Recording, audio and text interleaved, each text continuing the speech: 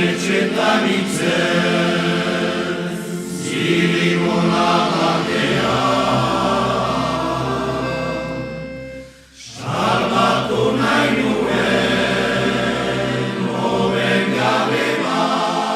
15 janvier 1493. Christophe Colomb, aux Amériques, relate dans son journal la découverte d'un poivre savoureux, le piment.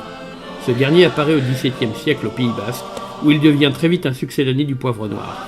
Les charcutiers bayonnaises l'approprient comme condiment et conservateur de viande. Sa culture se développe à Espelette, lieu de son commerce, et naît alors la variété Goria. Allons à la rencontre de ceux qui le cultivent afin de découvrir son histoire. Ouais. C'est un tout, hein. C'est ça la clé du produit. C'est l'ensoleillement, c'est le terrain, c'est voilà, beaucoup de choses. Le terroir. Ouais, ça joue. Alors le terroir du piment d'Espelette, ses qualités, ses particularités, c'est quoi? Non, je te laisse répondre. Une particularité, déjà dans la même zone, vous n'avez pas les mêmes sols. Vers la Nive, on est sablonneux, limoneux, et vers ici, on est plus argileux, limoneux. Ça dépend des parcelles. Donc là, ça va jouer beaucoup hein, sur le fruit et sur la qualité, moi je pense. Hein. À quel niveau ça impacte? Directement, moi je pense le fruit lui-même, le goût. Le goût lui-même. Pour nous, hein. Parce qu'il y a des agréments, à chaque lot de four qu'on fait, à chaque fois ça passe dans un agrément, c'est avec des producteurs et des dégustateurs extérieurs. Chaque table n'a jamais que des producteurs. Un agrément n'est jamais acquis. C'est-à-dire que tous les ans, il faut repasser ses lots. Tous les lots, chaque four. Il y a un autre facteur important, le temps. Donc, qu'est-ce qui caractérise la météo, les conditions climatiques de la zone où vous êtes? Nous, on est dans une zone où c'est assez tempéré d'habitude. Il fait beau, il pleut de temps en temps. On a cette chance par rapport aux montagnes, tout ça. Par exemple, le printemps, hiver, automne, été, qu'est-ce qui caractérise chaque saison? D'ordinaire, on a un printemps quand même avec un peu de pluie et beaucoup de chaleur. Qui est assez... mais pas de forte chaleur. Après, on a au mois de juillet, normalement, il pleut un peu aussi. Août aussi, dès qu'il fait chaud, on a des orages. Mais cette année, il n'y avait aucun orage. La gelée arrête la production. Fini. Une production même qui continuait, elle va s'arrêter là. D'ordinaire, on a droit de produire jusqu'au 1er décembre. C'est dans les critères de l'AOC. Mais si gèle avant, ça finit avant. Les plantations se font quand? Mais aux alentours ça démarre aux alentours de mai. Alors, plantation début mai. Les dates butoirs 14 juillet. Au-delà, on n'a pas droit. Et la récolte, elle commence au mois de septembre. Elle commence là. Elle a commencé cette année le 2 août. Mais c'est le premier fruit. C'est jamais pareil. Hein. Une année, on a fait le 27 août. Ouais. T'avais pas. On est tributaire, quoi. C'est août ou septembre en fonction du temps. Voilà. D'un point de vue historique, oui. Parce que le piment d'Espelette, on en fait depuis quand? Des années. On a un livre là sur une pièce de théâtre de 1930, je crois. Il y a déjà des cordes en suspens. C'est une tradition ici, ça se fait depuis toujours. En fait, historiquement, il y avait un grand marché à Espelette depuis longtemps, le mercredi, comme maintenant. Et à ce marché-là, on trouvait les pieds de piment d'Espelette. Enfin, on disait du marché d'Espelette, c'est devenu piment d'Espelette. Et c'est comme ça que c'est resté le nom piment d'Espelette. Pour mieux comprendre l'histoire du piment d'Espelette, allons à la rencontre de André Daraïdou, l'un des fondateurs de l'AOP. Alors, André, nous voici à Espelette aujourd'hui. Espelette, patrie du piment. Hein. Si on revient un petit peu en arrière, quand on vient se promener à Espelette, assez peu de personnes nous parlent de l'histoire du piment d'Espelette. 1492, Christophe Colomb découvre l'Amérique. 1493, il revient en Espagne avec, dans ses bateaux, dans ses cales, des graines de piment d'Espelette. Ces graines donc arrivent à la fin du XVIe siècle. Et aujourd'hui, elles ont donné naissance à une culture assez extraordinaire, à une culture gastronomique qui est celle du piment d'Espelette. Mais de cette arrivée du piment d'Espelette en 1493 en Espagne jusqu'à aujourd'hui à Espelette, quelle a été un petit peu l'histoire? Racontez-nous un petit peu. Alors c'est vrai c'est une longue histoire, hein. Si on compte, ça fait 6 siècles, je crois, hein. C'est une longue histoire où il y a quand même une période où on n'a pas exactement tous les éléments, mais on voit des choses se mettre en place, hein. Et donc le piment, il arrive effectivement avec Christophe Colomb, avec le maïs, avec la pomme de terre, avec la tomate, avec le cacao, hein, voilà. Et il va de suite intéresser, je dirais, le monde entier, puisque cette plante est tout d'abord un antiseptique, c'est-à-dire qu'un piment bien piquant qu'on utilise dans la gastronomie va vous tuer les premiers microbes qu'il y a dans des aliments qui sont mal conservés. Donc à l'époque, on n'avait pas trop les moyens de conserver. Ce qui a été assez intéressant d'ailleurs, c'est que le piment en question, à l'époque, on ne parle pas de piment, on parle de poivre d'Inde, puisque Christophe Colomb pensait avoir découvert les Indes en ayant débarqué aux Caraïbes. On parle donc de poivre. Ce poivre rouge, qui est un piment, ce poivre rouge arrive en Espagne, et on parle de première culture au niveau du piment d'Espelette, près de particuliers, vers 1650, je crois. Voilà. Et donc ce poivre... c'est vrai qu'en basque, on utilise le même terme pour le poivre et pour le piment. C'est toujours biper. D'accord. Biper, il y a biper goria, le piment rouge. Et biper belcha, noir. Donc le noir, c'est donc le poivre. Et c'est marrant qu'il y a cette notion qui est restée toujours d'actualité. Dans le parler basque. Et donc effectivement, ce qui va aussi beaucoup intéresser tout de suite dans cette plante, c'est qu'on peut en faire une épice. On récolte le piment, on le fait sécher, on le réduit en poudre et on a une épice bon marché. C'est-à-dire qu'on était à l'époque où les Portugais allaient chercher les épices jusqu'en Inde. Les épices étaient réservées à une société quand même assez élevée. Et là, tout d'un coup, en faisant son piment soi-même, eh bien, on avait une épice, il y a une petite phrase qui disait, qui ne coûtait que le planter. Il suffisait de le planter, puis après, voilà, on pouvait se faire une épice. Puis ensuite, ici... Effectivement, c'est les premiers documents, des documents qui sont à peau, qui recensent des plantes et des fleurs et des légumes et autre chose. On voit la notion de piment apparaître effectivement vers 1600, 1650. Donc là, on se dit, tiens, il est passé de ce côté-ci. Alors, il est passé de ce côté-ci parce qu'effectivement, il s'est propagé tout d'abord beaucoup en Espagne. Et puis, quand même, le port... Bayonne était le port de Pampelune. Et si on veut faire la route de Pampelune à Bayonne, on venait en partie par voie navigable Bayonne jusqu'à Ustaritz. Et ensuite, d'Ustaritz, on fonçait vers Pampelune. Et immanquablement, on passait dans les deux petits cols qui étaient entre Aïnois, Espelette, Itzassou. Donc le passage était là pour venir jusqu'au port de Bayonne. Alors, 1967, alors, bon, on voit mon nom, mais moi je vais être au début là, bon, d'abord parce que je suis jeune, que je m'occupe du comité des fêtes, et puis je suis aussi cuisinier. Donc, je ne suis pas tout à fait producteur, mais je suis utilisateur. D'accord. Donc, je suis dans les utilisateurs principaux, et puis ayant lancé chez moi, dans mon restaurant, une cuisine fortement de terroir, évidemment, je fais référence au piment d'Espelette. Bien sûr. Vous doutez bien que, pour intriguer un peu les journalistes, je parlais surtout de ça. Bon. Mais revenons à 1967. 1967, l'idée de lancer une fête n'est pas du tout liée à la notion de production de piment. C'est simplement... Bon, je m'amuse à la raconter, celle-là, à force de la raconter, je trouve un petit peu bête, mais redisons-le quand même une fois. Il n'y avait pas de dancing dans nos villages.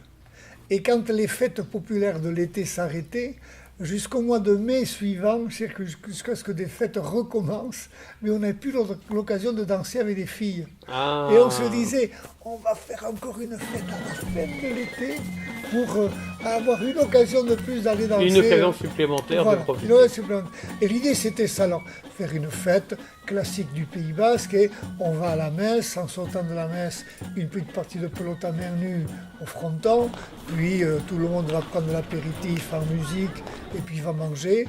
Et l'après-midi, une partie de pelote à Chistera, un petit bal de fin d'après-midi et un bal du soir. L'idée c'était ça. Mais on avait envie de lui donner un nom à cette fête pour qu'elle soit un peu originale. Et dans le coin, il y avait déjà une fête liée au thon, une fête liée au jambon, il y avait une fête liée au vin rosé. Et c'est là qu'on se dit, et si on l'appelait la fête du piment? Et paf, c'est comme ça que ça part. Et elle va s'appeler la fête du piment, mais il n'y a pas un piment à la fête du piment les premières années. Et ce n'est que la 3e année que, comme notre fête commence à devenir un petit peu amusante, la confrérie du jambon de Bayonne, ce sont des gens qui ont 60 ans, 70 ans, nous on en a 25, ils viennent nous voir et ils nous disent que ce serait intéressant de créer la confrérie du piment d'Espelette. On frotte le jambon de Bayonne avec du piment d'Espelette. Donc on va venir vous parrainer, vous aider à monter cette confrérie. Et puis on fera des intronisations à l'occasion de la fête Donc du piment. on maintient la fête, mais on commence aussi On à rajoute légitimer, On rajoute quelque le chose. piment. Et c'est le fait d'avoir créé la confrérie qui va faire qu'on va commencer là à s'intéresser un petit peu aux produits, on va dire grâce au jambon de Bayonne. Donc une fois créée la confrérie, à partir de là, chaque fête du piment invite des confréries gourmandes du sud-ouest. Il y avait donc à le jambon de Bayonne l'Operne de Biarritz, il y avait les Tastos Mungietos de Saint-Gaudens, je crois. Il y avait pas mal de confréries là, du sud-ouest qui étaient amusantes. C'était marrant de voir ces défilés avec les gens avec leurs capes. On allait à la messe, on revenait de la messe, on faisait des intronisations. Donc il y a un petit côté gourmand qui se crée Donc autour de la notion des gastronomie, confréries. gourmandise. La gourmandise rentre dans la fête. Et nous, là, on commence à dire, mais et nos producteurs de piment, et si vous venez vendre du piment à la fête? Et ça ne va pas se déclencher tout seul. Pendant peut-être 5 ou 6 ans, c'est nous, les organisateurs de la fête, qui mettions un piment là, au bout d'un cordon, et nous vendions ce piment à 1 franc. Et c'était les seuls piments qu'on trouvait à la fête. Et à l'époque, est-ce est-ce que les gens vous réclamaient justement les pimenteux? Parce que j'imagine que ça commençait en tout cas localement, dans les communes alentours. Pas si vite, pas si vite. Avant qu'on voie un producteur de piment à la fête du piment, un producteur vendre, Oui. je crois qu'il s'est passé 10 années. C'est incroyable. Donc c'est pas parti tout de suite, non, c'est pas parti. 1990, en l'an 2000, quand officiellement, donc au journal officiel, le décret d'AOC pour le piment d'Espelette est signé et validé. Bon, là, c'est vrai que c'est une véritable explosion économique. C'est-à-dire qu'il y a une demande du produit qui est énorme et je pense que peut-être pendant 10 ans, ils sont toujours en retard de production par rapport à la demande. Maintenant, je crois qu'ils ont un peu peur qu'ils sont presque... Ah oui, c'est énorme. Alors le piment d'Espelette, on va pouvoir parler un petit peu, on va emprunter un langage qui existe pour le vin. Il a ses crus, il a ses notes aromatiques.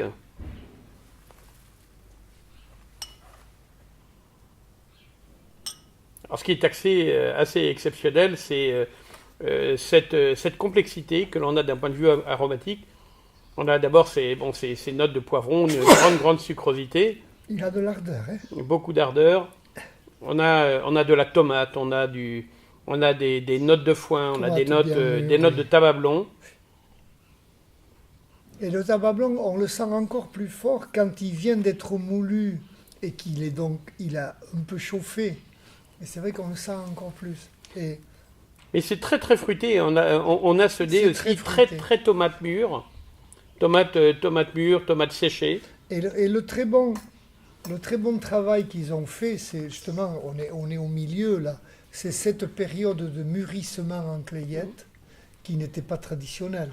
Bon, tout simplement parce que quand on mettait le piment en corde, il avait commencé à rougir et il mûrissait sur la corde.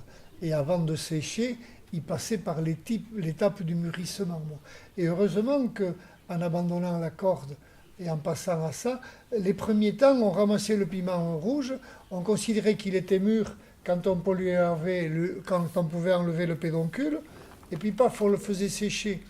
Et c'est bien qu'ils aient quand même fait durer, je crois que c'est 2 semaines ou 3 semaines.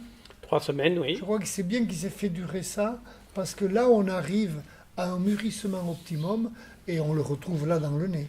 Et ce qui est fabuleux, justement, c'est que ces notes extrêmement fruitées, ces notes de fruits que l'on a quand ils sèchent, on les retrouve complètement au nez une fois moulu, avec plus de complexité. C'est très très gourmand. Nos bonnes tomates là que font certains, souvent j'ai des copains qui m'amènent les tomates qu'ils font eux-mêmes au jardin, qui sont des merveilles. Et on retrouve cette sucrosité avec une petite acidité aussi très très agréable. Oui, oui.